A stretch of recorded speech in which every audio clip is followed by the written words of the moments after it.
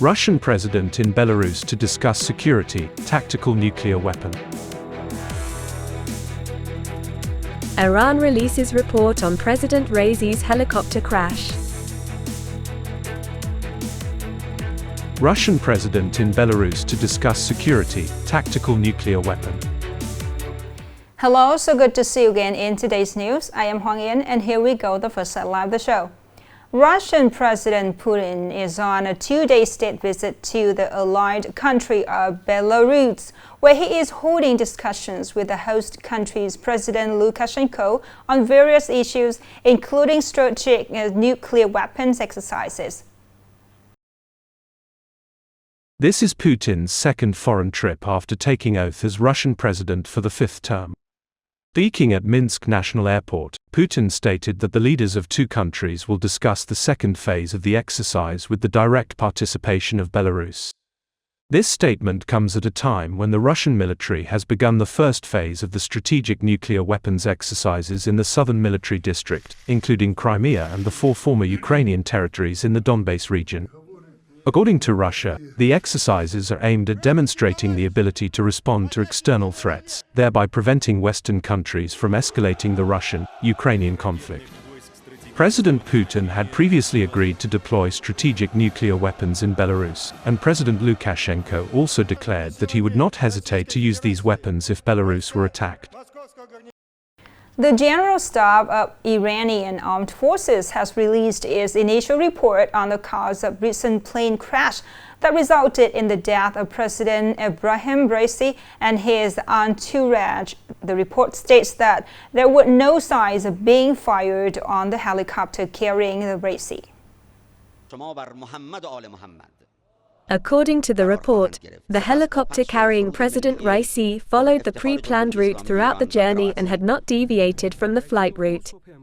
The report reveals that just over a minute before the incident, the pilot of the crashed helicopter had contacted the two other helicopters of the presidential convoy. No trace of bullets or similar objects were found on the wreckage of the crashed helicopter. After crashing into the mountain, the helicopter had caught fire. No suspicious issues were detected in the communications between the watchtower and the flight crew. Further details will be provided after additional investigation. The death of the Iranian leader could further complicate the political situation in Iran, as the Islamic State is facing significant pressure both domestically and internationally. At least 14 people were killed and 6 others were injured in a blaze that at a house in an alley in Kozai district, Hanoi City. Thời điểm ngôi nhà bị cháy có 24 người The đang ở fire trong, broke bao out gồm at cả around gia đình chủ 12:30 nhà và các a.m. khách on May thuê trọ. 24th. Theo thông tin ban đầu, Within đám cháy some xuất hiện minutes, từ khu the vực fire tầng 1, erupted là nơi fiercely, chủ with nhà thick kinh black doanh xe smoke đạp điện và engulfing xe the máy điện. building, Đám accompanied cháy by bùng loud phát mạnh khiến explosions. cho việc cứu hộ gặp rất Upon nhiều khó receiving khăn. the alert, the firefighting police mobilized fire trucks along with dozens of firefighters to the scene to extinguish the fire and conduct rescue operations. The fire claimed the lives of 14 individuals, while 6 others were rescued and taken to the hospital for treatment.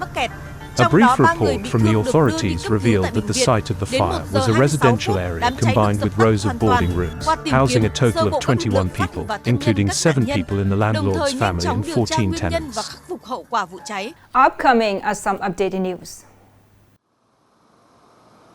The government has approved adjustments to the overall planning for the development of Vietnam's seaport system for the period 2021 to 2030, with a vision to 2050.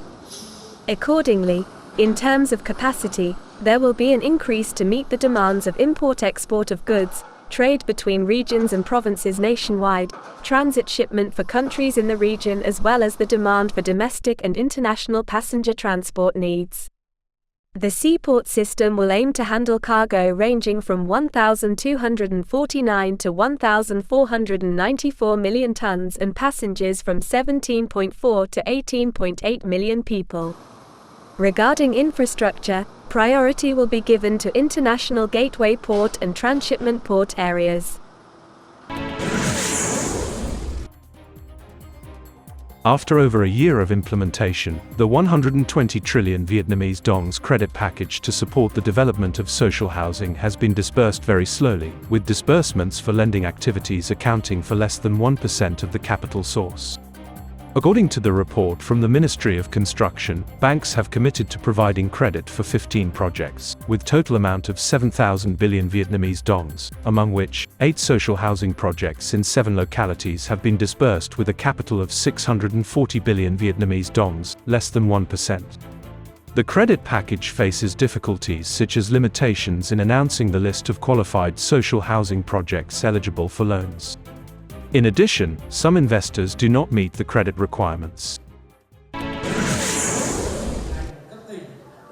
On the morning of May 25th, Thái Hòa Thao, Nghệ An Provincial Steering Committee for the Prevention of Tobacco Harm held a rally to respond to the World No Tobacco Day, May 31st, and the National No Tobacco Week from May 25th to 31st, 2024. According to statistics, Vietnam is among the top 15 countries with the highest smoking rates in the world and ranks 3rd in the Asian region. Each year, about 40,000 Vietnamese people die from tobacco-related diseases, with a focus on age group of 13 to 15.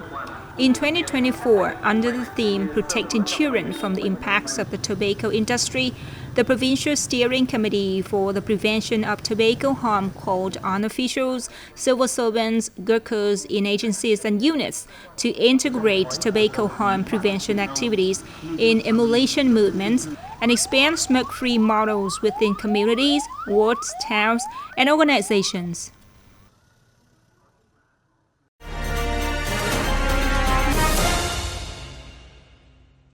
Now let's move to today's story. Recently, a volunteer group named Nhật Duyên Kitchen has been making great efforts to provide free meals to poor patients. This initiative not only shares the difficulties with the patients, but also connects many kind-hearted individuals and spreads the spirit of mutual assistance within the community. Every Wednesday at 7 a.m., members of Nhật Duyên Charity Kitchen gather in a small house, diligently preparing ingredients, cooking and quietly performing tasks filled with love. We are a group of businesswomen. We gather here to contribute our efforts and share with the patients at Vinh City General Hospital Branch 2. Once 100 meals are prepared and carefully packaged, the members personally deliver them to each patient. Though the value of each meal may not be large, it is enough for patients to feel the care and compassionate hearts of those around them. As kidney patients, we are delighted to receive nutritious meals here. We are very grateful for the kind-hearted individuals who have helped the kidney patients like us. Every week, Nhật Duyên Charity Kitchen provides over 200 meals and porridge to the impoverished patients. The joy and gratitude expressed by these patients serve as motivation for members to keep the spirit of Nhật Duyên Charity Kitchen alive, continuing their volunteer work and spreading beautiful values in life. The last story just ended our program today. Thank you so much for your attention. Goodbye and see you later.